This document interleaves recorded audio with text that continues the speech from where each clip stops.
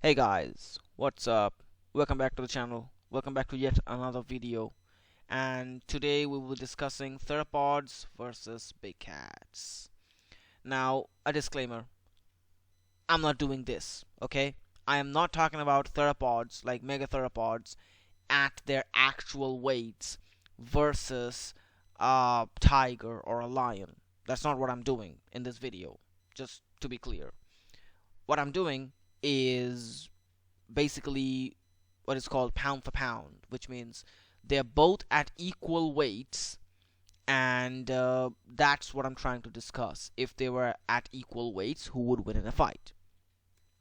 Second disclaimer, there are many different types of theropods, and those would be different from each other.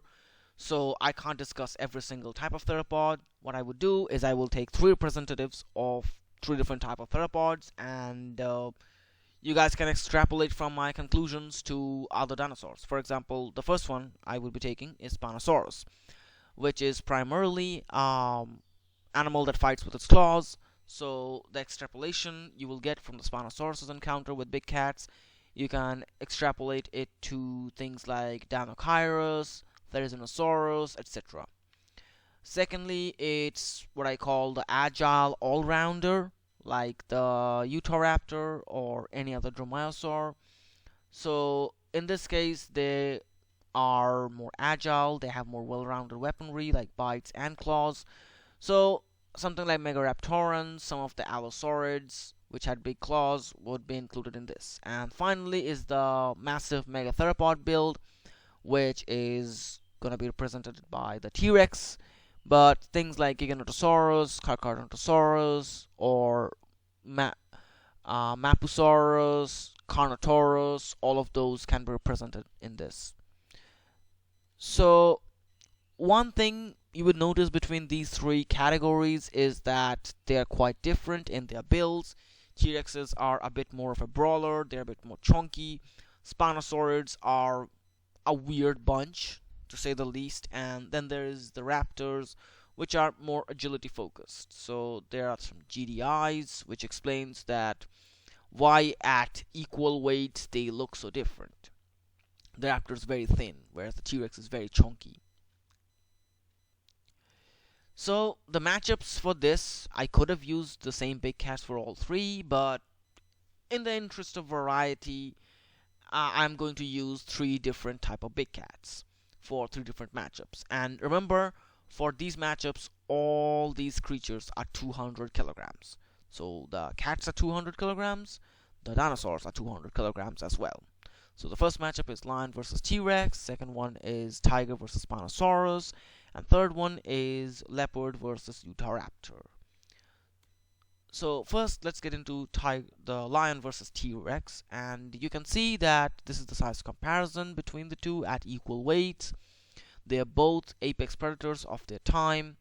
So let's analyze the elephant in the room, or rather the T-Rex in the room, and that is bipedalism.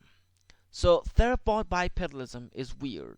It works kind of like a seesaw, where the weight of the frontal part of the body, so heads and arms and the rib cage and everything, is counterbalanced by the tail, where the legs work like a pivot, kind of like a seesaw. Think of this as the front half, think of this as the tail, think of this as the leg, basically a T-Rex or any other megatheropod. But that's a biped. However, quadrupeds don't work like this. Quadrupeds work more like a table, where the weight is distributed across all four limbs evenly. And the advantage of this is that if a quadruped is being pushed down, or grappled, or restrained, or something else is attempting to pin, for example, this bear is trying to pin this bull, one thing you would notice is the bull can use its front limbs to push against the ground to give itself leverage against the bear, where it can push its head much better by pushing against the ground. The problem with T-Rex like bipeds is that their arms are so small they can't push against the ground if something is shoving them down. Another problem about the instability is their hips. Theropod hips are ridiculously narrow compared to even other bipeds. Like, this is a human's hips. Look how wide this is. Look how flayed out the legs are. Look at a theropod hip. Look how narrow this is. This is very thin. Like, even for their body, even from the top view, look at how broad the rib cage is, but how narrow the hips are. Meanwhile, when you compare it to the lion, the shoulders and the hips are basically the same width. And due to this also, they have horrible side to side stability. But I'm talking about all of this stability talk, and let's really calculate how much force it would take to tip over a T-Rex. And the way I would do it is I would first calculate the force it would take to actually tip over a real life T-Rex, like real sizes, and then I will scale it down to the smaller one. Ignore the Paleoloxodon, it's just a representation of force. First things first, we will have to understand the T-Rex is amorphous, so that means we have to use analogy. In this case, the analogy is a metal bar. Now, granted, a T-Rex is not a singular metal bar, it has two legs. So what we will do is we will calculate two legs as two separate metal bars, each one weighing the T-Rex's body weight, assuming when the Paleoloxodon, or whatever force is pushing this thing from the side, it is leaning on the leg towards the force. So let's say the Paleo is pushing from this way, the Rex will be leaning on this leg to resist the Paleo, and then when it is being pushed off of this leg and singular this leg is remaining, it will push with this leg with the weight of its body against the Paleo, or whatever force it is. So in that case, let's calculate how much force it would take to tip over this rod. This is 4 meters, the weight will be 12,000 kilograms, the weight of a T-Rex, the biggest T-Rexes.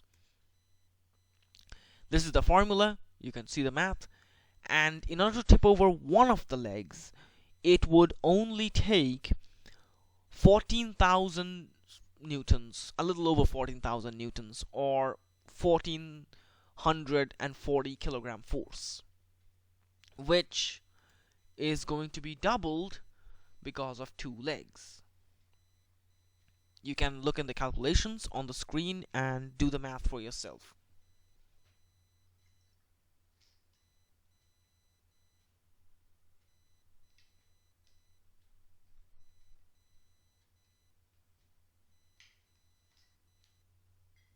Well, with that out of the way, let's calculate our little T-Rex, this little one, and how much force it would take to actually tipple him over.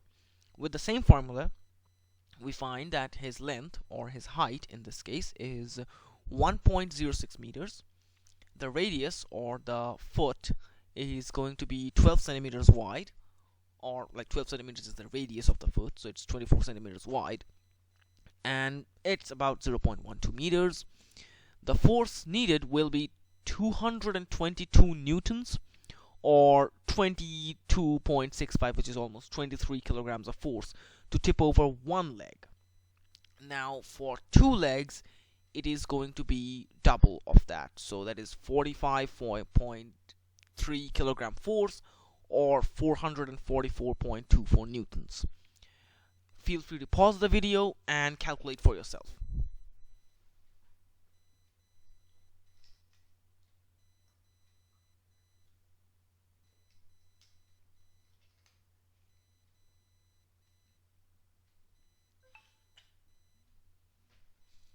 One thing you will be immediately able to notice is this is about 1/4 the body weight, actually less than 1/4 the body weight being applied on top of the T-Rex to topple it over.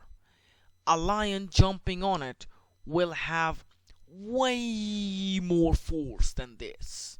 So, if a big cat lunges at a T-Rex, it will obviously get toppled over. And if it does get toppled over, it is a game over. Because then the lion will have a massive advantage at pinning because it's a superior grappler, and it can just suffocate the T-Rex by biting its throat. It can bite the spine, where it can sever the spine and just outright kill the T-Rex by destroying its central nervous system. Now, some people can make the argument that the T-Rex can counterattack and bite the lion, which, yes, it can, though it wouldn't one-shot a lion, but would severely injure the lion and hinder its movement. If it bites on the leg, or if it bites on, let's say, the body, like the shoulder area, which is a bit difficult to do for a T-Rex even, but most likely it's gonna be on the leg. One thing is that the lions are very agile. Like, they can jump across the animal's length. They can get from the head portion to the back portion quite easily. And they can avoid like big horns. They can also avoid large bites quite easily. So that means while a T-Rex is agile and certainly can do a number on the lion if it lands a bite, it's more likely that the lion is going to outmaneuver this thing, especially at the size difference, and just simply pin this thing down and kill it. One more thing to note here is the teeth. While the T-Rex will have a very impressive bite force even at this size, the thing to notice is that it has really small teeth for its size. So unless it's like biting onto a limb and breaking the limb, it's not gonna be doing lethal amounts of damage anywhere else. Like, for example, if it bites onto the torso, it's not gonna do any significant amount of damage. It will do obviously some damage on the skin, but it won't do any significant amount of damage. Whereas a lion, for the same weight size, it has much bigger canines, which can definitely bite down onto the spine of the T-Rex, the throat of the T-Rex, choke it, and yeah, not looking good for the T-Rex. Let's look at the other matchup, the Spinosaurus versus the tiger. Spinosaurus is an interesting animal. It's my favorite dinosaur. And the difference from the T-Rex matchup is that this thing can at least maintain different stances. And in that case, while the T-Rex, if it is toppled over, will have a very difficult time getting back up because it has basically non-functional forelimbs, the Spinosaurus is not that helpless. It has smaller back limbs and bigger forelimbs, which means even if it is toppled over, it will have a relatively easier time getting back up, which is not much, by the way. It's not doing much, because even at its raised stance, it is not avoiding a tiger leaping at it, and their arms, while impressive for a theropod, were nowhere near the range where they needed to be to attack a felid, which has, by the way, much bigger arms, which are way more muscular than dinosaur arms, and neither did have the range of movement to actually deal serious amounts of damage on a felid. So in this matchup, yes, the tripod stance could have helped the Spinosaurus a little bit in terms of stability. In the end, if a massive felid jumps on top of it and sinks its big fangs onto the neck of the Spinosaurus can't do much, to be honest. It will be the expression of the Spinosaurus, by the way. Finally, a close matchup is the leopard versus Utahraptor pound for pound. Now, both of these are what I call agility animals. Like, they're very agile and they're very much well-rounded. So they both have bites, they both have front limb claws, they both have hind limb claws. So it's a lot more even matchup. And one more thing to notice is all three of the theropods will have the toppling over problem because they're bipeds, because the body plan, they will be toppled over. The difference is how well they can handle being toppled over. So T-Rex will handle it the worst because of the heavy build and the small forelimbs. Spinosaurus is somewhere intermediate. Raptors can handle it really well because of how thin built they are. They may look flimsy. They're not flimsy, by the way, but they are very agile and they are very maneuverable and they're very flexible due to being very what you can call skinny. And due to this, whereas it would take a decently long time for a T-Rex to get back up once it is being toppled over, it will take a lot less for a Dromaeosaurus to get back on its feet and continue the fight against the leopard. Now, both of these animals are known to be very explosive during a fight. Like, they're very jumpy, they attack with all four of their limbs and their mouth. So definitely it will come down to a grappling match. And in a grappling match, it can definitely be a close one because both of them have genuinely good ways to kill the other. For example, the leopard's teeth are massive in comparison to the raptor. So a bite to the throat or even a bite to the skull would definitely put the Utahraptor out of its misery. At the same time, while the Utahraptor has decently large claws, the musculature on its arms and the, you know, joints articulation is not sufficient to actually slash the felid in a grapple. On the other hand, the leopard has extremely muscular, strong limbs, which can definitely cause serious injuries in a paw swipe and topple the Utahraptor over and over during a fight.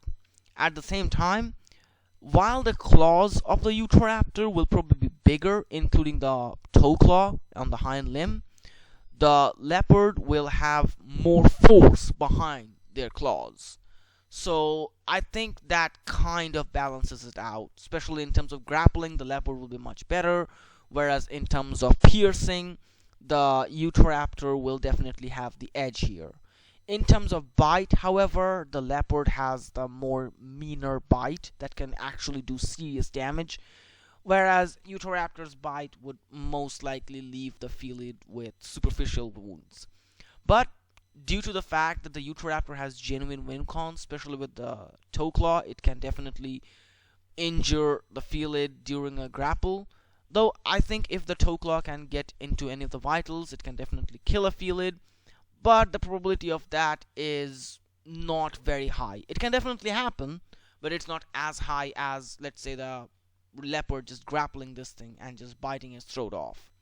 So I would say these are my verdicts. The lion absolutely destroys a T-Rex, low difficulty. Already explained why that happens. Similarly, Spinosaurids lose to tigers, low mid difficulty. Spinosaurus can do maybe a hit or two on the tiger before getting absolutely destroyed. And finally, this is a high difficulty for the leopard. It will have to really work for this victory against the Dromaeosaurus. So thank you so much for watching the whole video and sticking around. Let me know what I should do for my 100 subscriber videos. I haven't made one yet. And as always, like, share, comment, subscribe, and remember, moo ah ah ah ah.